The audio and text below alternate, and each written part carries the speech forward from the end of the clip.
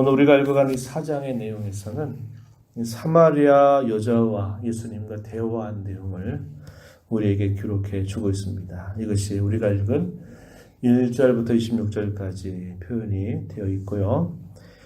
이것이 하나의 계기가 돼서 이 사마리아 여인이 그 사마리아 사람들에게 찾아가서 마을 사람들에게 전도하게 되는 일들이 이제 27절부터 42절까지 소개가 되고 있습니다. 그리고 이제 43절부터 53절의 내용에서는 이쪽에 갈릴리 가나에서 혼인잔치에서 물을 포도주로 만드셨던 그 첫 번째 표적에 이어서 왕의 신하의 아들을 고쳐주시는 기적을 행하시면서 그 기적을 행하시는 주님이 누구이신가를 알게 하고 그 주님을 믿게 하는 그러한 기록이 이 4장의 내용을 이루고 있습니다. 우리가 어제 읽었던 이 3장의 내용에서는 밤에 니고데모라고 하는 사람이 예수님을 찾아왔습니다. 이 사람은 당시의 정통적인 유대교 가운데서 그 유대교를 이끌어가는 지도자에 해당되는 사람이었습니다.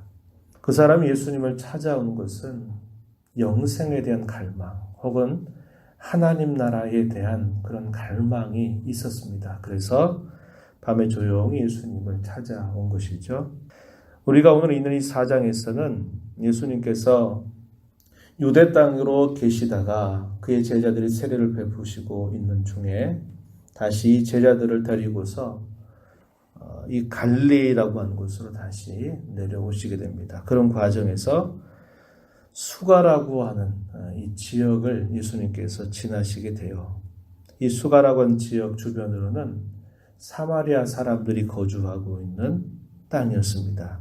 그래서 이 사마리아 여자를 예수님께서 의도적으로 찾아오시는 그런 내용들을 표현합니다. 이 사마리아 사람은 당시에 유대인들에 의해서 멸시받았던 계층을 대표하는 사람들이었습니다. 옛적에 이스라엘 나라의 역사 가운데서 남주와 북주 나라가 갈라지고 난 다음에 북이스라엘 나라의 수도를 이 사마리아 지역으로 정하게 되죠. 오므리 왕이 그렇게 하게 됩니다. 그리고 그곳에서 살던 중에 결국 아수르라고 하는 나라에 의해서 멸망을 당하게 되면서 당시에 이 북쪽의 이스라엘 사람들이 결국 당시 아시리아라고 하는 제국으로 다 포로로 끌려가게 되고 또 이 사마리아 지역에 주로 남겨진 소수의 사람들 그리고 나머지는 외국인들을 그곳으로 들여보내서 살게 한 것입니다. 소위 3인 정책이라고 부르는 이 정책을 펼치게 되면서 이 사마리아 지역에 그 이스라엘 사람들과 그리고 다른 사람들이 그곳에 와서 거주하면서 소위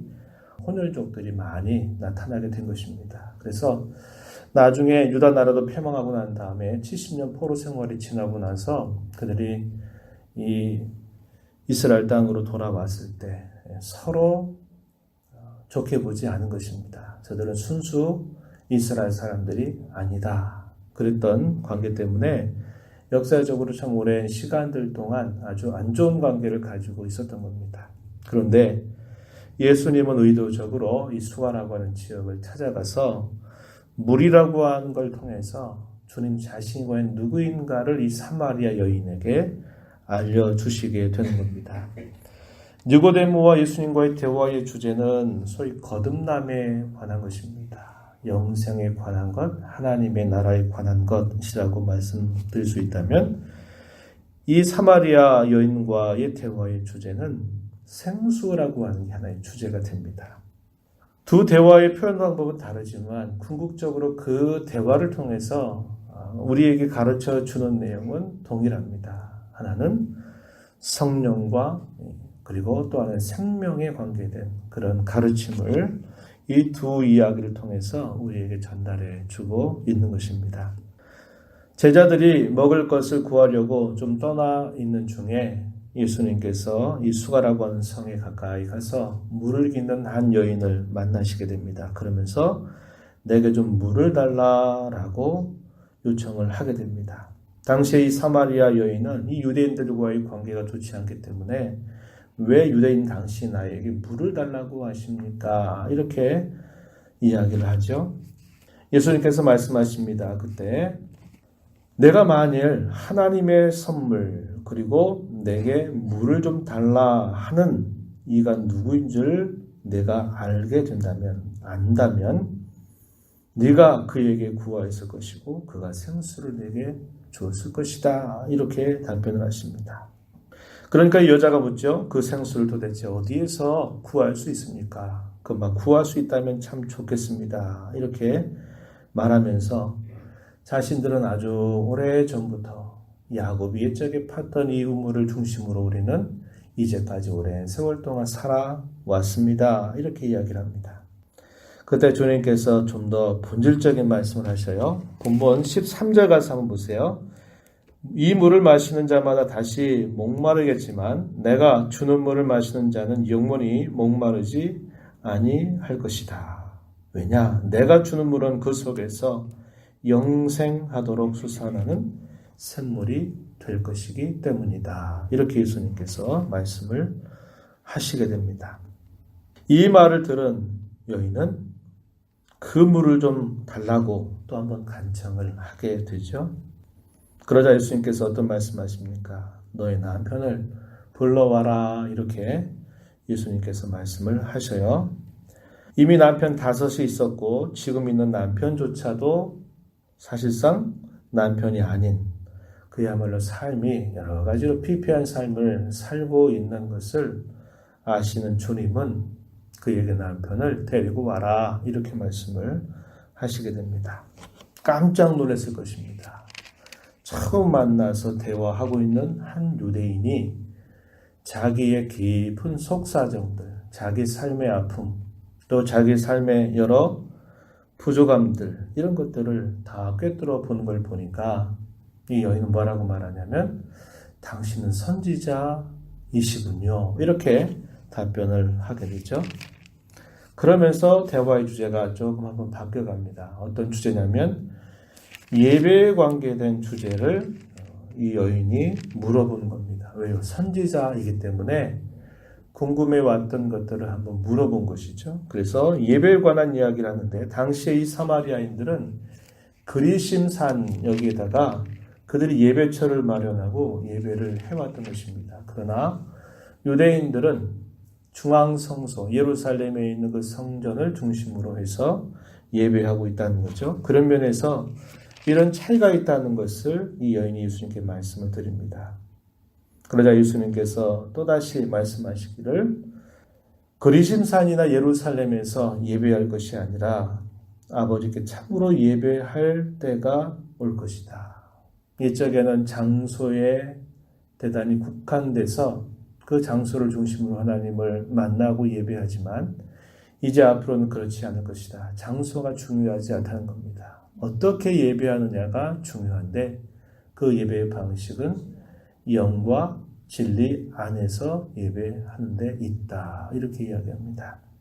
왜냐하면 우리가 앞에서 읽었던 말씀처럼 주님 자신이 곧 참 성전이 되시기 때문에 그러합니다. 그분이 예루살렘 십자가의 대속 사건 이후로 이제 예루살렘이라고 하는 정해진 곳에서 예배할 일이 없어지게 되고 어디서든지 예수님을 믿고서 그 예수님을 통해서 하나님께 예배할 수 있는 길이 활짝 열리기 때문에 그렇습니다.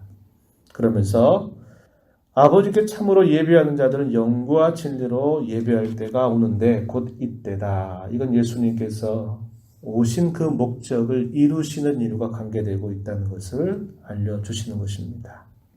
그러니까 이 여자가 뭐라고 말하느냐. 분명히 메시아가 오신다고 했는데 그리스도가 오신다고 했는데 그가 오시게 된다면 이 모든 것들에 관해서 우리에게 알려줄 것을 저희는 기다리고 있습니다. 이렇게 말을 하게 되죠. 그러니까 뭐라고 말씀하시나요? 26절에 보니까 예수께서 이르시되 내게 말하는 내가 그라 이렇게 대답을 하시게 됩니다. 요한복음이 특별히 많이 사용하는 표현이 그겁니다. 나는 무엇이다 라고 하는 표현이죠. 나는 나다 라고 하는 이 표현입니다. 이 표현은 옛적에 모세를 불렀을 때 모세가 바로 앞에 서게 될 때 하나님을 향하여 모세가 뭐라고 말씀을 드려야 할까요? 라고 물었을 때 나는 스스로 있는 자다. 다르게 말하면 나는 나다. 또 다르게는 나는 내가 그렇게 되리라고 말한 대로 될 자다. 이 말에서 소위 여호와라고 하는 이름이 만들어지게 된 것입니다. 하나님은 스스로 계시는 분. 하나님 말씀하신 것을 이루시는 분이다 라고 하면서 이 여호와라고 하는 이름을 가장 거룩하게 구별해서 이 표현을 사용할 것을 이야기하시게 되죠. 그 표현을 당시 이스라엘 사람들, 이 당시의 말로 바꾸게 되면 나는 나다, 에고 에이미라는 말로 표현되고 있는 겁니다. 이 말은 곧 내가 곧 하나님이다. 내가 곧 여호와다. 옛적에 모세를 만났던 그 하나님이시다. 그것을 스스로 그 여인에게 알려주는 표현입니다. 우리말로는 이것이 그냥 내가 말하는 그가 바로 나야 이렇게 표현된 것처럼 보이지만 이 의미는 굉장히 중요한 표현을 이렇게 사용한 겁니다. 요한복음은 이 표현을 의도적으로 여러 차례 사용해요. 나는 무엇이다. 나는 양의 문이다. 나는 세상에 오는 참빛이다. 참된 양식이다. 이런 표현들, 이런 것들은 주님 자신이 과연 누구이신가 하는 것을 보여주는 중요한 표현들이라는 거죠. 이 말을 들은 이 여인은 그때서야 깨닫습니다. 바로 이분이 메시아고 이분이 바로 하나님이시구나 하는 사실을 깨닫고는 벅찬 가슴을 안고 그 마을 사람들에게 찾아가서 내가 그리스도를 만났다. 그 메시아가 오셨다. 그분이 바로 저 우물가에 계시다. 라고 하는 사실을 막 전달하게 되는 모습이 나타나게 됩니다. 그래서 그 결과 이 여인의 말을 듣고서 믿었던 사람들도 있고 그 사람들이 마침내 예수님에게 찾아와서 예수님의 말씀을 듣고 난 다음에 그들 가운데 믿는 자들이 많아졌다라고 성경이 소개해 주고 있습니다. 41절 가서 보면은 그렇게 말하죠. 40절에서는 이 사마리아인들이 예수님을 자기들에게로 와서 좀 거해달라라고 청하게 되니까 이틀을 그들과 함께 거하시게 되고요. 이틀 동안 예수님의 말씀을 듣는 그 사마리아 사람들이 믿는 자가 많아졌다 이렇게 표현을 하고 있습니다. 그러면서 그들이 뭐라고 말하느냐 42절에 이제 우리가 믿는 것은 너의 말로 인함이 아니니 이는 우리가 친히 듣고 그가 참으로 세상의 구주신 줄 압니다. 이렇게 말했다고 기록해주고 있습니다. 다른 사람의 안내를 통해서 들었을 때에도 어느 정도 그 믿음을 가지고 찾아오지만 그 주님과 직접 얼굴을 대면하고 그 말씀을 들으면서 그 말씀하시는 예수님이 바로 세상의 구주요, 메시아요, 그리스도이심을 더 분명하게 알고 믿게 되었다. 이렇게 본문은 우리에게 가르쳐 주고 있습니다. 이러한 대화를 통해서 우리가 확인하는 분명한 사실은 뭐냐? 예수님께서는 어두움 가운데 있는 사람들을, 그 곤비함 가운데 있는 사람들을 예수님은 긍휼히 여기셔서 찾아가고 계시다 하는 것을 보여주고 있습니다. 주님은 그분의 한량 없는 사랑을 가지고 당시 멸시받았던 대표적인 인물 사마리아의 한 여인을 찾아가고 그 여인을 통해서 그 사마리아 사람들에게 주님 자신이 곧 그토록 기다렸던 구세주고 그들이 그토록 고대하였던 메시아다, 그리스도라고 하는 사실을 그들에게 깨우쳐 주셔서 그들로 하여금 인생의 참된 생명을 얻게 하시는 일을 해주신 것입니다. 주님은 생명을 주시는 분이시다, 생명의 주님이시다 라고 하는 사실을 이 사건들을 통해서 보여주신 것이죠. 그 하나님의 사랑이 오늘 저와 여러분에게 주어졌다는 겁니다. 어떻게 해요? 찾아오신 것입니다. 우리의 인생 가운데 우리 주님께서 찾아오셔서 우리의 마음의 눈을 밝히셔서 바로 그 주님이 우리에게 참된 생명을 주시는 분이시라 하는 사실을 깨닫게 하시고 믿게 하셨다는 겁니다. 그 하나님의 사랑, 내게 임한 그 주님의 사랑으로 말미암아 우리는 언제나 하나님 앞에 감사하는 삶을 살아야 한다는 것입니다. 우리가 오늘 하나님 앞에 드리는 예배는 구약시대의 희생제사를 반복하는 제사가 아닙니다. 우리는 예수 그리스도로 말미암아 우리에게 값없이 주어진 이 하나님의 사랑, 이 구원의 은혜에 관하여 우리는 감사하면서 성령 안에서 진리로 하나님을 경배하는 것, 그걸 우리가 오늘날 예배라고 말하는 겁니다. 이러한 은혜를 늘 감사하면서 하나님께서 참으로 찾으시는 그런 예배자가 되기를 간절하게 기도하면서 살아가는 저와 여러분이 되기를 바랍니다. 하나님 아버지 감사합니다. 어둠 가운데 살고 악을 분간하지 못하며 살던 그런 곤비한 인생들을 주님은 친히 찾아가셔서 그들로 하여금 말씀하시는 예수님 자신이 곧 참빛이요 생명을 주시는 주이심을 분명히 깨우쳐 주심을 봅니다. 아버지 하나님, 곤비한 저희들의 인생 가운데서 친히 찾아오셔서 우리의 어두움을 밝히시고 우리가 하나님께 어떠한 은혜를 받고 살아가는 자임을 날마다 깨우쳐 주시는 귀한 사랑을 인하여 참으로 감사드립니다.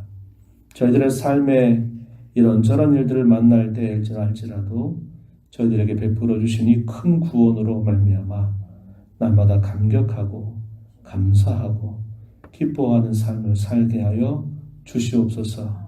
하나님을 언제나 기쁨으로 감사함으로 경배하고 찬양하고 예배하는 일을 잊지 않는 저희가 되게 하여 주옵시고 예배하는 자들을 찾으시는 하나님 앞에 참된 예배자들로 저희들의 삶을 살아가도록 인도하여 주시옵소서. 은혜의 보호자 앞에 나와서 또 하나님의 은혜를 구하며 오늘을 살아가는 모든 사랑하는 주의 자녀들에게 풍성한 은혜를 베풀어 주시옵소서. 예수님 이름으로 간절히 기도드리옵나이다. 아멘.